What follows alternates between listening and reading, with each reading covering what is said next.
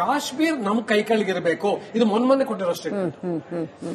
ಮೊನ್ನೆ ಸೊ ಹಂಗಾಗಿ ಮತ್ತೆ ಶುರು ಮಾಡಿದ್ರು ಅಂತ. ಸೊ ಅವನಿಗೇನು ಇಂಡಿಯಾ ಬಲೂಚಿಸ್ತಾನ್ ಸಪೋರ್ಟ್ ಮಾಡಿ ಆ ಬಲೂಚಿಸ್ತಾನ್ ಲಿಬರೇಷನ್ ಆರ್ಮಿ ನಮ್ಮ ಮೇಲೆ ಅಟ್ಯಾಕ್ ಮಾಡ್ತಾ ಇದೆ.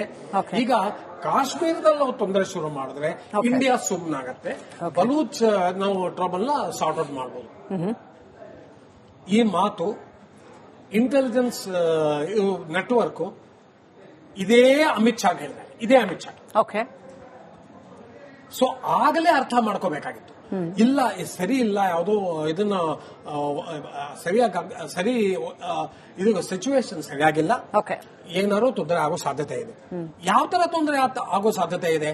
ಅವನು ಹೇಳ್ತಾನೆ, ನೀವು ಹಿಂದೂಗಳು ಬಂದು ನೀವಿಲ್ಲಿ ಕಾಶ್ಮೀರಲ್ಲಿ ಸೆಟ್ಲ್ ಆಗಿದ್ರ, ನೀವು ಡೆಮೋಗ್ರಫಿನ ಚೇಂಜ್ ಮಾಡ್ತಾ ಇದ್ದಾರೆ, ನೀವು ವಿಲ್ ಟೇಕ್ ಆಕ್ಷನ್ ಅಗೇನ್ಸ್ಟ್. ಅಂದ್ರೆ ಎಲ್ಲಿ ಜಾಸ್ತಿ ಹಿಂದೂಗಳ ಸಂಖ್ಯೆ ಜಾಸ್ತಿ ಇರುತ್ತೋ ಅಲ್ಲಿ ಬಂದು ಹೊಡೆಯೋ ಸಾಧ್ಯತೆ ಇದೆ ಅಂತ ಒಂದು ಚಿಕ್ಕ ಮಗು ಬೇಕಾದ್ರೆ ಹೇಳುತ್ತೆ. ಓಕೆ. ಇವತ್ತೇನಾದ್ರೂ ಬಹಳ ಇಂಪಾರ್ಟೆಂಟ್ ಅಂಶನ ಮುರಳಿ ಅವರು ಹೇಳಿದ್ರು. ಆದ್ರೆ ಇವತ್ತೇನಾದ್ರೂ ಭಾರತದಲ್ಲಿ ಇನ್ನೊಬ್ಬ ಭಾರತೀಯ ಅಥವಾ ಹಿಂದೂ ನೀವು ನಮ್ಮ ಡೆಮೋಗ್ರಫಿನ ಚೇಂಜ್ ಮಾಡ್ತಾ ಇದ್ದೀರಾ ಅಂತ ಏನಾದ್ರೂ ನಿಂತ್ಕೊಂಡ್ಬಿಟ್ರೆ ಯಾವುದೇ ಪ್ರದೇಶಕ್ಕೆ, ಭಾರತದ ಯಾವುದೇ ಪ್ರದೇಶ, ಕೇರಳ ಇರ್ಬೋದು, ಮತ್ತೊಂದಿರ್ಬೋದು, ಅಥವಾ ನಮ್ಮದೇ ದಕ್ಷಿಣ ಕನ್ನಡ ಇರ್ಬೋದು, ನಮ್ಮಲ್ಲಿ ಏನಾದ್ರೂ ಒಬ್ಬನೇ ಒಬ್ಬ ಹಿಂದೂ ನೀವು ಡೆಮೋಗ್ರಫಿನ ಚೇಂಜ್ ಮಾಡ್ತಾ ಇದ್ದೀರಾ ಅಂತ ನಿಂತ್ಕೊಂಡ್ಬಿಟ್ರೆ ಇಡೀ ಭಾರತದ ಹಂಗೆ ಆಗ್ಬಿಡತ್ತೆ. ಹೌದು. ಆಗ ನಾವೇನು ಆಗ ಯಾವಾಗ ಅವನು ಈ ತರ ಹೇಳ್ತಾನೆ, ಅವನು ಖಲೀಲ್ ಕಸೂರಿ ಹೇಳ್ತಾನೆ, ಆಗ ನಾವು ಎಚ್ಚೆತ್ಕೋಬೇಕಾಗಿತ್ತು. ಓಹೋ, ಈ ಮನುಷ್ಯ ಇವನು ತೊಂದರೆ ಮಾಡೋ ಚಾನ್ಸಸ್ ಇದೆ. ಪಹಲ್ಗಾಮಲ್ಲಿ ತೊಂದರೆ ಮಾಡ್ತಾರೆ ಅಂತ ಕನಸಲ್ಲೂ ಯಾರು ಅನ್ಕೊಂಡಿರಲ್ಲ. ಯಾಕಂದ್ರೆ ಪಹಲ್ಗಾಮಲ್ಲಿ ಬೇಕಾದಷ್ಟು ಜನ ಬರ್ತಾರೆ. ಅವರ ಇದನ್ನ ಫೇವರೆಟ್ ಟೂರಿಸ್ಟ್ ಸ್ಪಾಟ್ ಇದು ಸ್ವಿಟ್ಜರ್ಲ್ಯಾಂಡ್.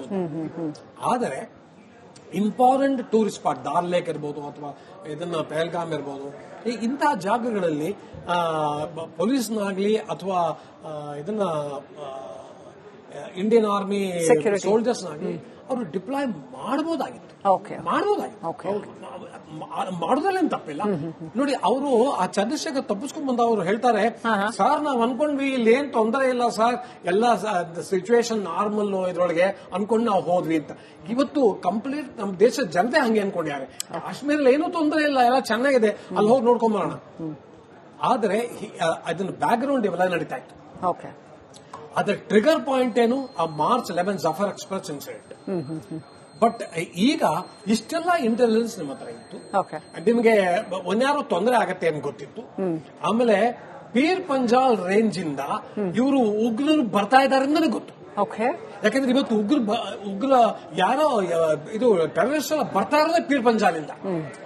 ನಿನ್ನೆ ಜನರಲ್ ಹಸನೇನ್ ಅವ್ರ ಮಾತು ಕೇಳಿದ್ರೆ ಅವರು ಬಹಳ ಕ್ಲಿಯರ್ ಆಗಿ ಅವ್ರು ಹೇಳಿದ್ರು, ಅವರು 15 ಕೋರ್ ಕಮಾಂಡರ್ ಅವ್ರು ಪೀರ್ ಪಂಜಾಲ್ ರೇಂಜ್ ಇಂದನೇ ಬರೋದು. ಅಲ್ಲಿ ಡೆನ್ಸ್ ಫಾರೆಸ್ಟ್ರಿ, ಅಲ್ಲಿಂದ ಬರ್ತಾರೆ. ಬಂದು ಅವರು ದೇ ಮಿಂಗಲ್ ವಿತ್ ಲೋಕಲ್ಸ್. ಆಮೇಲೆ ಹರಿ ನಿಮಗೆ ಜ್ಞಾಪಕ ಇರ್ಬೋದು, ಪೀರ್ ಪಂಜಾಲ್ ರೇಂಜ್ ಯಾರು ಸತ್ತಿದ್ದು ಕ್ಯಾಪ್ಟನ್ ಪ್ರಾಂಜಲ್. ಅವ್ರಿಗೆಲ್ಲರಿಗಿಂತ ಮುಂಚೆ ಅವರೇ ತಾವೇ ಹೋಗಿ ಗುಂಡು ನೋಡ್ಸ್ಕೊಂಡು ಸತ್ತು. ನಮ್ಮ ಬೆಂಗಳೂರಿನವರು ಬೆಣ್ಣೆ ಗೋವಿಂದಪ್ಪ ರಿಲೇಟಿವ್ ಅವರು. ಸೊ ಇಷ್ಟೆಲ್ಲ ಗೊತ್ತು ನಿಮಗೆ. ಪೀರ್ ಪಂಜಾಲ್ ಇಂದ ಬರ್ತಾರೆ, ಉಗ್ರರು ಬರ್ತಾರೆ, ಸೇರ್ಕೋತಾರೆ, ಅವರು ದೇ ಆರ್ ಫರ್ಮೆಂಟಿಂಗ್ ಟ್ರಬಲ್ ಅಂತ ನಿಮ್ಗೆ ಗೊತ್ತು. ಇಂಟೆಲಿಜೆನ್ಸ್ ಇನ್ಪುಟ್ ಇದೆ, ನೀವು ಸುಮ್ಮನೆ ಇದ್ದಾರೆ, ನೀವೇನು ಮಾಡ್ತಾನೆ ಇಲ್ಲ. ಈಗ ಏನ್ ಗೊತ್ತಾ ಲಕ್ಷ್ಮಿ, ನಾವು ಈ ಊರ್ ಕೊಳ್ಳೆ ಹೋದ್ಮೇಲೆ ಊರ್ ಎಕ್ಸ್ಪರ್ಟ್ ಆಗ್ಬಿಡುತ್ತೆ.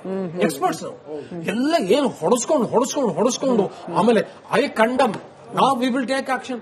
ನೀವು ಮೊದಲೇ ಯಾಕೆ ಆಕ್ಷನ್ ತಗೊಳ್ಳಿಲ್ಲ? ಈಗ ತಗೊಂಡಿದ್ರೆ ಅವರೆಲ್ಲ ಬದುಕಿರೋರು 28 ಜನ ಅಮಾಯಕರು ಪಾಪ. ಅವ್ರಿಗೇನು ಅವರು ನಮ್ಮ ದೇಶದಲ್ಲಿ ತಾವೇ ಹೊಡ್ಸ್ಕೊಂಡು ಸತ್ಯ. ನಿಜವಾಗ್ಲು ಇದಕ್ಕಿಂತ ನಿಜವಾಗ್ಲು in order to substantiate your this thing sir, ಇಷ್ಟೆಲ್ಲ ಇವರಿಗೆ ಇನ್ಪುಟ್ಸ್ ಇದ್ರು ಸಹ ಎನಿ ನಾರ್ಮಲ್ ಕಾಮನ್ ಸೆನ್ಸ್ ಇದು accepted this.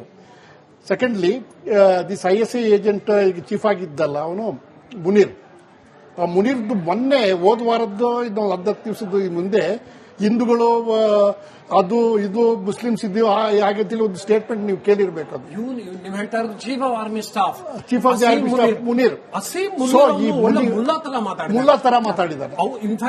These are the things which leads to this. Correct. Asim Munir ಮಾತು ಟು ಸರ್ಟನ್ ಎಕ್ಸ್ಟೆಂಟ್ ನನ್ಗನ್ಸುತ್ತೆ it has triggered the imagination of this kid. Absolutely. ಅವನು ಮಾತಾಡಿರೋದು shocking. ಅದು absolutely achieve for army staff. ಅವನು ತಗೊಂಡೋಗಿ Kashmir, we are sensitive about Kashmir, ನೆಕ್ ಅದೇ ನಾವು we are sentimental about Kashmir. ನೀ ಸೆಂಟಿಮೆಂಟ್ ಇರ್ಬೇಕಾದ್ರೆ ಏನ್ ಬೇಕಾದ್ರೆ Kashmir doesn't belong to you. Chief of army staff ಒಳ್ಳೆ ಮುಳ್ಳಾ ತರ ಅವ್ರು ಮಾತಾಡಿರೋದು ಶಾಕಿಂಗ್. ಅದು ಸ್ವಲ್ಪ ಮೇ ಬಿ ಒಂದು ಟ್ರಿಗರ್ ಪಾಯಿಂಟ್ ಇದ್ರೂ ಇರಬಹುದು.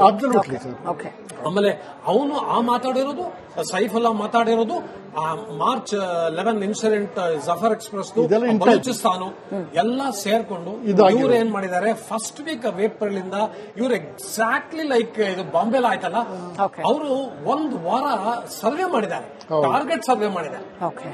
ಯಾಕೆ ಇವ್ರು ಟಾರ್ಗೆಟ್ ಸರ್ವೆ ಮಾಡ್ತಿರುವಾಗ ನಿಮ್ಗೆ ಗೊತ್ತಾಗ್ಲಿಲ್ವಾ? ನೀವು ಅಲ್ಲ ದಾರಿಲಿ ಬಂದವ್ರನ್ನ ಕೇಳಲ್ವಾ, ನೀವು ಎಲ್ಲಿಂದ ಬಂದ್ರಿ, ಯಾರು ನೀವು ಅಂದ್ರೆ ಐಡೆಂಟಿಫಿಕೇಶನ್ ಪೆರಡೇ ಇಲ್ವಾ ಸರ್? ಸೆಕೆಂಡ್ಲಿ ಈ ರಿಲ್ಯಾಕ್ಸ್ ಆಗಿರೋದು ಯಾಕೆಂತ ಗೊತ್ತಾಗ್ತಿಲ್ಲ.